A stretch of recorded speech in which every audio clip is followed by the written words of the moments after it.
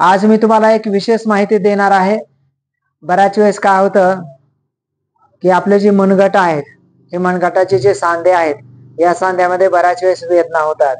त्याच्यानंतर हा जो कोपरा आहे, ह्या कोपऱ्यामध्ये सुद्धा या सांध्यामध्ये बऱ्याच वेळेस दुखायला लागतं। आपण बऱ्याच वेळेस विलाज वगैरे जरी घेत असलो तरी हे सांधे दुखायला लागतात आणि मग हे सांधे दुखत असताना माणूस बेजार होतो। त्याच्यानंतर हा जो खांद्याचा सांधा आहे, या सांध्यामध्ये सुद्धा बऱ्याच वेळेस वेदना होतात। मग आता हे वेदनेसाठी एक छोटासा अभ्यास जर आपण रोज नेमाने केला तर हे सगळ्या वेदना जागेवरती थांबतात। मग काय अभ्यास आपल्याला करता येतो? तर बघा, दोन्ही अंगठे असे मध्ये घ्यायचे, मोठे गच्च दुमडायचे आणि हाताला असं पुढं प्रेशर करायचंय, ताण द्यायचा। ताण देत असताना आता जो मनगटाचा अभ्यास आपल्याला करायचा, त्यामध्ये हा जो कोपऱ्याचा भाग आहे, याचा कुठल्याही प्रकारचा उपयोग नाही करायचा। कोपरे मात्र आपल्याला ताटच ठेवायचे आणि असा अभ्यास करायचा। एक असं केल्याच्या नंतर ताण द्यायचा आणि या ठिकाणी 10 अंक तुम्हाला मोजायचे।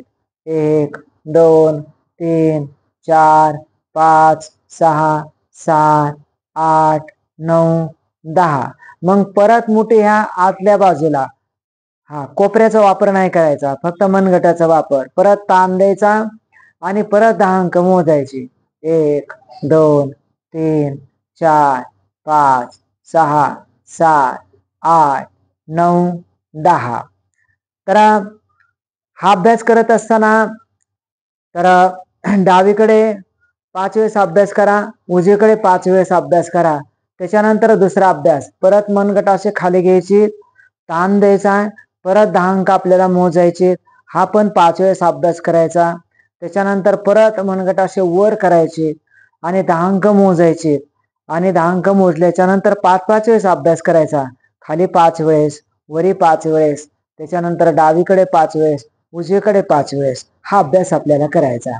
हा जर तुम्ही अभ्यास केला तर मनगटदुखीचा असणारा त्रास, त्याच्यानंतर कोपऱ्याचा त्रास, त्याच्यानंतर या सांध्यांचा शोल्डरचा जो त्रास आहे, हा त्रास जागेवरती थांबतो। दुसरी आपल्याला काय काळजी घेता येईल, तर खाण्यातून एक काम आपल्याला करायचं, जसं की आंबट, त्याच्यानंतर साखरेचे असणारे पदार्थ, त्याच्यानंतर दही आणि राईस, हे जर पदार्थ तुम्ही टाळले तर सांध्यांचा असणारा विकार जो आहे तो मात्र जागेवरती थांबतो। तर सर्वांना विनंती आहे की तुम्ही जरूर हा अभ्यास करा आणि 100% तुम्हाला जे रिझल्ट आहे ते येतील। तर आपण आज याच ठिकाणी थांबूया। आपल्या सर्वांना शुभ सकाळ, शुभ दिवस, सर्वांना राम राम, रामकृष्ण हरी।